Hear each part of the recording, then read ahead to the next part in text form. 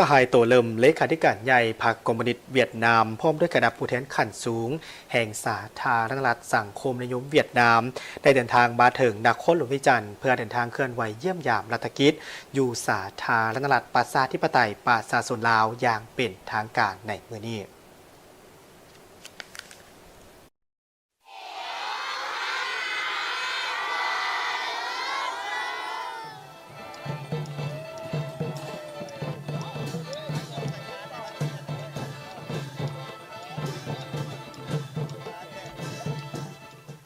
โดยตอบสนองตามคำเสื้อเซินของสหายทองล้นศรีสุริตเลขาธิการใหญ่คณะบริหารงานศูนย์กลางภาคประชาชนปฏิบัติลาวประธานประเทศแห่งสาธารณรัฐประชาธิปไตยประชาชนลาวในตอนเช้าของวันที่5 กุมภาพันธ์ 2026 สหายตัวเลิมเลขาธิการใหญ่คณะบริหารงานศูนย์กลางพรรคคอมมิวนิสต์เวียดนามพร้อมด้วยคณะผู้แทนขั้นสูงแห่งสาธารณรัฐสังคมนิยมเวียดนามได้เดินทางถึงสนามบินสากลวัดไต่นครหลวงเวียงจันทร์เพื่อดำเนินการเยี่ยมยามรัฐกิจอยู่สาธารณรัฐประชาธิปไตยประชาชนลาวอย่างเป็นทางการออกต้อนรับอยู่สนามบินสากลวัดไต่มีสหายพลเอกวิไลลาคำฟองกรรมการกรมการเมืองศูนย์กลางพรรคผู้ประจำการคณะเลขาธิการศูนย์กลางพรรคสหายทองสลิดมังนอเมฆกรรมการกรมการเมืองศูนย์กลางพรรครัฐมนตรีกระทรวงศึกษาธิการและกีฬา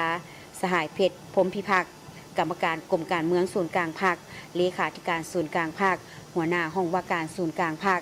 สหายท้องสวรรค์พรหมวิหารกรรมการศูนย์กลางพรรครัฐมนตรีกระทรวงการต่างประเทศทั้งเป็นรัฐมนตรีเกียรติยศพร้อมด้วยคณะที่เกี่ยวข้องของฝ่ายลาวและฝ่ายเวียดนามพิเศษแม้นมีมวลชนคนลาวเสื้อชาติเวียดนามและสาวเวียดนามที่อาศัยอยู่ลาวพร้อมด้วยน้องนักเรียนเยาวชนและศิลปะให้การต้อนรับอย่างสมเกียรติ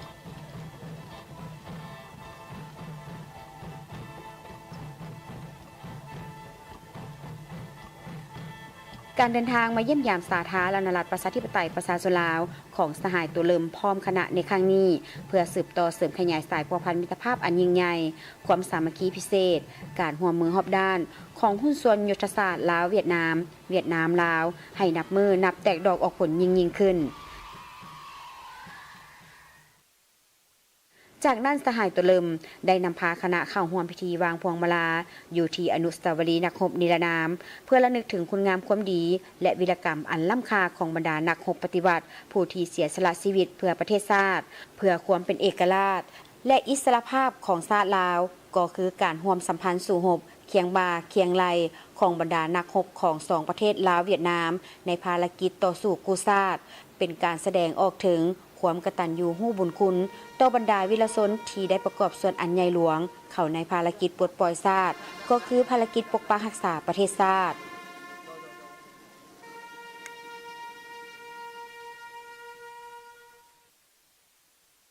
พิธีต้อนรับอย่างเป็นทางการได้จัดขึ้นอย่างอบอุ่นและสมเกียรติที่ทำเนียบประธานประเทศโดยมีสหายทองล้นศรีสุริตเลขาธิการใหญ่คณะบริหารงานศูนย์กลางพรรคประชาชนปฏิบัติลาวประธานประเทศแห่งสาธารณรัฐประชาธิปไตยประชาชนลาวและคณะผู้แทนขั้นสูงของทั้งสองฝ่ายเข้าร่วมในพิธีสหายทองล้นศรีสุริตได้นำพาสหายตัวเลิมไปยังแท่นเกียรติยศเพื่อเข้าลบถุงกองดุริยางค์ได้บรรเลงเพลงชาติเวียดนามและเพลงชาติลาวตามลำดับ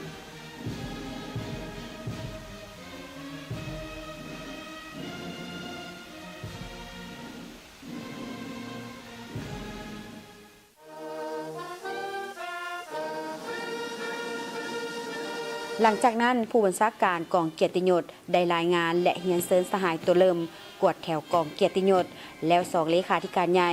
ได้แนะนำคณะทางการของสองฝ่ายตามลำดับ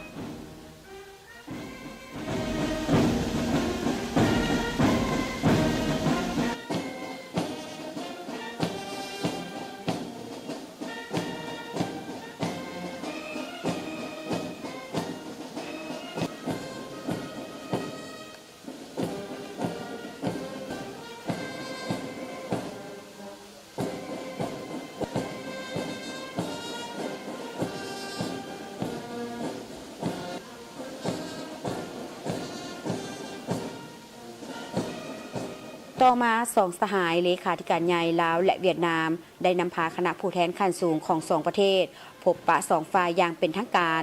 ในโอกาสนี้สองฝ่ายได้แจ้งสภาพการภายในที่พ้นเด่นของประเทศตนให้กันทราบ พร้อมทั้งได้แสดงความสมเสยต่อบรรดาผลสำเร็จของการพัฒนาเศรษฐกิจสังคมที่2ประเทศญาติมาได้ในซุ้มปีผ่านมาโดยเฉพาะเป็นผลสำเร็จของกองประชุมใหญ่ผู้แทนทั่วประเทศครั้งที่12ของพรรคประชาชนปฏิวัติลาวก็คือผลสำเร็จของกองประชุมใหญ่ผู้แทนทั่วประเทศของพรรคคอมมิวนิสต์เวียดนามครั้งที่14ในเดือนมังกรที่ผ่านมาพร้อมเดียวกันนี้2ฝ่ายได้แสดงความปิติยินดีและตีราคาสูงต่อสายพัวพันพิเศษและการร่วมมือรอบด้านระหว่าง2ประเทศลาวเวียดนามที่สืบต่อมีการขยายตัวรอบด้านเลิกซึ่งก้าวสู่ระดับสูงใหม่และมีคุณภาพใหม่ในโขงเขตเวียกงานเป็นต้นการร่วมมือด้านการเมืองสืบต่อมีความหนักแน่นมั่นเทียงใกล้ชิดสนิทสนมและสร้างความไว้เนื้อเชื่อใจซึ่งกันและกันในระดับสูงสุดการร่วมมือด้านป้องกันชาติป้องกันความสงบและการต่างประเทศนับมือได้รับการเสริมขยายอย่างมีประสิทธิผลการร่วมมือด้านเศรษฐกิจการค้าการลงทุนเทคโนโลยีวัฒนธรรมสังคมการศึกษาและอื่นๆนับได้รับการเพิ่มทวีและนำเอาผลประโยชน์อย่างเป็นรูปธรรมมาสู่ประชาชน2ชาติลาวเวียดนามพิเศษ2ฝ่ายได้ยืนยันคืนเกี่ยวกับการเพิ่มพูนคูณสร้างสายพัวพันมิตรภาพอันยิ่งใหญ่ความสามัคคีพิเศษการร่วมมือรอบด้านและหุ้นส่วนยุทธศาสตร์ให้นับมือได้รับการเสริมขยายยิ่งขึ้น2ฝ่ายได้แสดงความสมเสยต่อผลสำเร็จของการพบปะประจำปี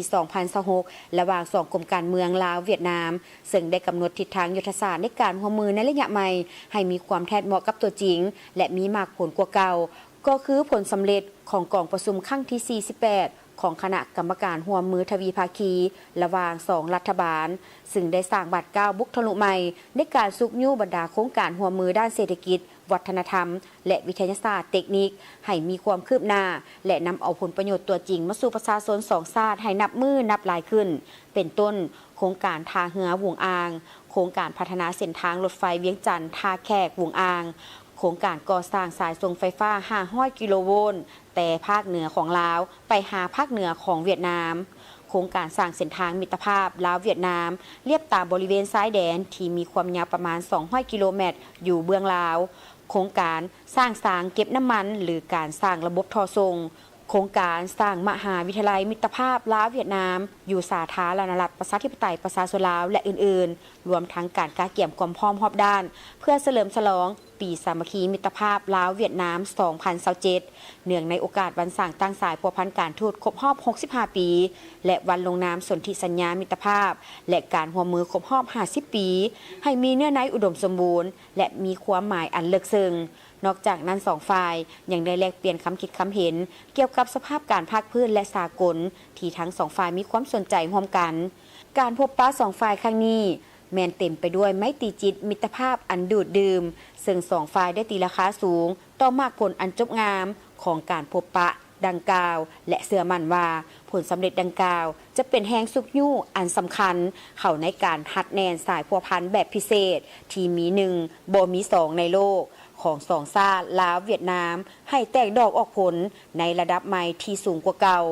ภายหลังสำเร็จการพบปะสหายทองลุ้นศรีสุริตและสหายตัวเลิมได้เข้าร่วมเป็นสักขีพยานในพิธีลงนามเอกสารร่วมมือ2ฝ่ายจำนวน6ฉบับคือ 1. บทบันทึกความเข้าใจระหว่างกระทรวงศึกษาธิการและกีฬาแห่งสาธารณรัฐประชาธิปไตยประชาชนลาวและกระทรวงศึกษาและก่อสร้างแห่งสาธารณรัฐสังคมนิยมเวียดนามว่าด้วยการสร้างตั้งมหาวิทยาลัยมิตรภาพลาวเวียดนามอยู่สาธารณรัฐประชาธิปไตยประชาชนลาว 2. บทบันทึกการมอบหับปึ้มระหว่างกระทรวงศึกษาธิการและกีฬาแห่งสาธารณรัฐประชาธิปไตยประชาชนลาวและกระทรวงศึกษาและก่อสร้างแห่งสาธารณรัฐสังคมนิยมเวียดนาม 3. แผนการร่วมมือปี 2026 ระหว่างกระทรวงยุติธรรมแห่งสาธารณรัฐประชาธิปไตยประชาชนลาวและกระทรวงยุติธรรมแห่งสาธารณรัฐสังคมนิยมเวียดนาม 4. บทบันทึกความเข้าใจเกี่ยวกับการร่วมมือระหว่างแขวงหลวงน้ำทาและแขวงฟูเทาะ 5. บทบันทึกความเข้าใจเกี่ยวกับการร่วมมือระหว่างแขวงบ่อแก้วและแขวงฟูเทาะและ 6. บทบันทึกความเข้าใจเกี่ยวกับการร่วมมือระหว่างแขวงหลวงพระบางและแขวงฟูเทาะในวันเดียวกันสหายตัวเลิมเลขาธิการใหญ่พรรคคอมมิวนิสต์เวียดนามและคณะยังได้เข้าร่วมพิธีบาสีสู่ขวัญและงานเลี้ยงอาหารค่ำจัดโดยสหายทองลุ้นศรีสุริตเลขาธิการใหญ่ประธานประเทศแห่งสาธารณรัฐประชาธิปไตยประชาชนลาว